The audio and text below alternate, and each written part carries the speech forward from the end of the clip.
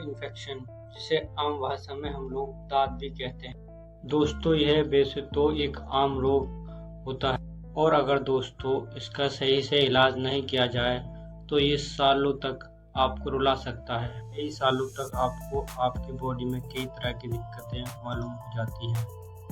दोस्तों, आज की इस वीडियो में हम फंगल इन्फेक्शन और दाँत की दवाई के बारे में जानेंगे और इसे कैसे ठीक करा जाता है और इसके कारण किस कारण की वजह से होती है। ये एक मेडिसिन के बारे में बताऊंगा जिसके आप अपने फंगल इन्फेक्शन को ठीक कर सकते हैं। तो दोस्तों, मैं हूं आपका होस्ट फार्मासिस्ट जमीर और आप देख रहे हैं मेरा यूट्यूब चैनल JRI फार्मेसी। तो दोस्तों, लाइक कमेंट और सब्सक्राइब कर रहे हैं और एक प्यारा सा कमेंट जरूर। तो दोस्तों, फंगल इन्फेक्शन एक बेसिकली आपको मिट्टी से हो सकते हैं या हवा, जैसे कि हवा चलती है उनकी वजह से भी हो सकता है। और दोस्तों, मिट्टी में भी एक छोटे छोटे बैक्टीरिया होते हैं जो कि आपकी त्वचा पर चिपक जाते हैं, उसकी वजह से भी फंगल इन्फेक्शन हो जाता है। तो फंगल इन्फेक्शन कई प्रकार का होता है। तो दोस्तों, ये नेल फंगल इन्फेक्शन होता है, एक रिंग फंगल इन्फेक्शन होता है, एथिल फुट ईस्ट इन्फेक्शन, तो ये फीमेल्स में भी, वेजाइना वगैरह में भी हो जाता है।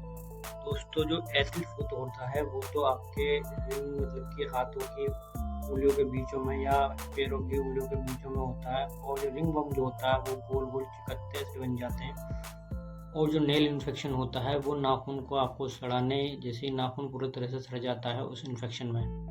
तो दोस्तों, पहले लक्षण देख लेते हैं किस प्रकार से ये होते हैं। स्किन पर लाल चिकत्ते से होना और धब्बे से हो जाना। और दोस्तों, कई बार ये जहाँ पर हम पूजा लेते हैं वहाँ पर वाइट पपड़ी भी जम जाती है, हो जाती है, रेडनेस आ जाती है, ये इन्फेक्शन वगैरह हो जाता है। आँखों नाखूनों में भी पपड़ी वाइट कलर की पपड़ी सी आ जाती है दोस्तों। और दोस्तों, जब ये इन्फेक्शन नेल्स मतलब नाखून में होता है तो कई बार नाखून का कलर भी चेंज हो जाता है, वो पूरी तरह से पीला या लाल कलर का हो जाता है और वो कई बार तो सड़ना भी स्टार्ट हो जाता है।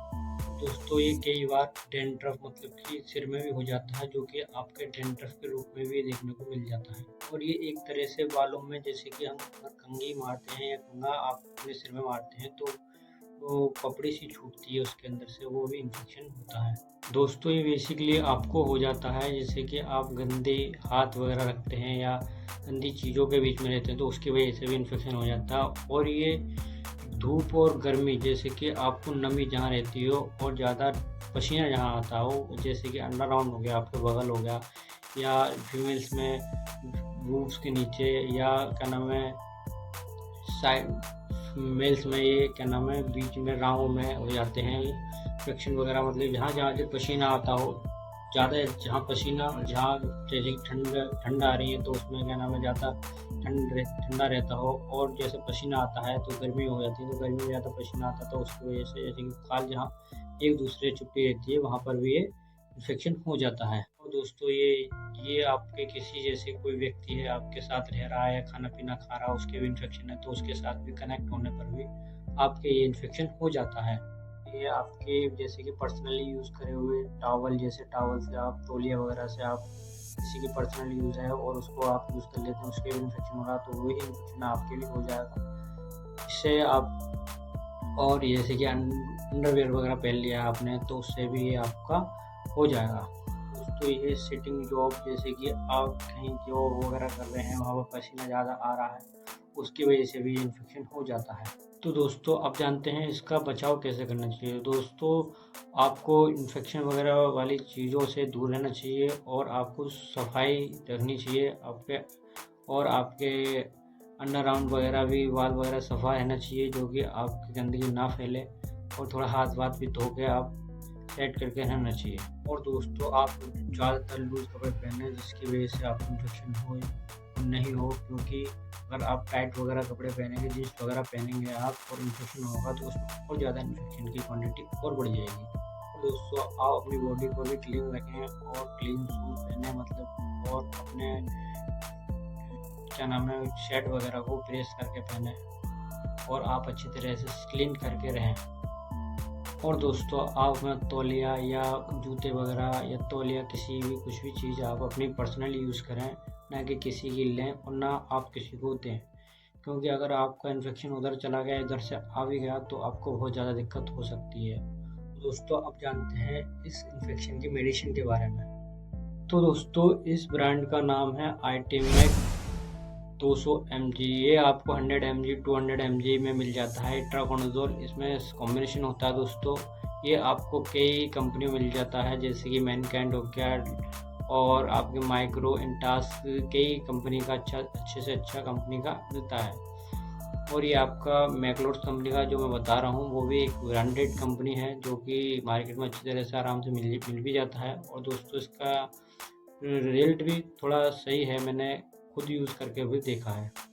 दोस्तों इट्राकोनाज़ोल एक एंटी फंगल मेडिसिन होता है। दोस्तों इट्राकोनाज़ोल जो होता है वो आपके फंगस की जो गोल गोल चिकत्ते से होते हैं उनको तोड़ता है, वहीं के वहीं ख़त्म कर देता है और ये इन्फेक्शन होने से रोकता है। तो इसे आप नेल फंगल्स वगैरह या गोल गोल चिकत्ते वाला इन्फेक्शन वगैरह आप इसमें यूज़ कर सकते हैं और इसमें आपका इसका बेस्ट रिजल्ट है। दोस्तों ये इन्फेक्शन आपके बॉडी में हो रहा हो या आपके अंडरग्राउंड में हो रहा हो या वेजाइना में भी इन्फेक्शन हो जाता है दोस्तों, तो इसका आप यूज़ कर सकते हैं। दोस्तों इसका यूज़ आप इचिंग हो रही हो या नेल्स में इन्फेक्शन हो रहा हो तो इसमें भी आप यूज़ कर सकते हैं। दोस्तों इसका डोज देखते हैं तो डोज दोस्तों इसका आप 200 वाला ओडी मतलब कि दिन में एक बार भी ले सकते हैं और 100 वाला आप 200 वाला आप सुबह शाम भी ले सकते हैं। और दोस्तों इससे ज़्यादा इन्फेक्शन होने पर भी आपको 200 mg सुबह शाम भी लिया जा सकता है, पर ये आप अपने डॉक्टर से कंसल्ट करके ही लें। दोस्तों इसका आप यूज़ करने से पहले अपने डॉक्टर की सलाह ज़रूर लें और इसका कैलकुलेट इन्फेक्शन के थ्रू और आपके बॉडी वेट के थ्रू भी किया जाता है, जो कि आपका बॉडी वेट होगा उसके थ्रू ही आपका इन्फेक्शन के तौर पे ये इसका डोजेस हो जाएगा, या तो एक सुबह शाम या एक रोज़। तो इसका आपके फंगल्स पर डिपेंड करता है कि आपके कितना हो रहा है, ये आप कितने दिन तक ले सकते हैं। बेसिकली इसे आप एक हफ्ता यानी कि 7 दिन तक ले सकते हैं और आपका इन्फेक्शन जितना रह गया हो उसके हिसाब से आप फिर देख लीजिए। बेसिकली दोस्तों इसका आप महीने 15 दिन तक भी यूज़ कर सकते हैं।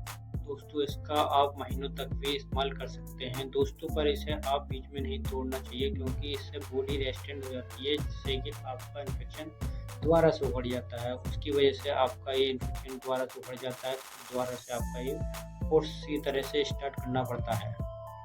और दोस्तों अगर इसे आप तो बीच में भी स्टॉप करते हैं तो ये आपकी बॉडी को रेस्ट्रिक्ट कर देगा, जिसकी वजह से अगर आपको बाय द वे कभी ये ठीक भी हो गया उसके बाद अगर दोबारा से हुआ तो ये उससे ठीक नहीं हो पाएगा। उसकी वजह से आपको इट्राकोनाज़ोल के ऊपर जो उसके ऊपर जो दवाई मेडिसिन आती है उसका यूज़ करना पड़ता है, तो उसके खतरनाक हो सकता है। इसलिए दोस्तों आप अपने डॉक्टर की सलाह से इस कैप्सूल को ज़रूर लें।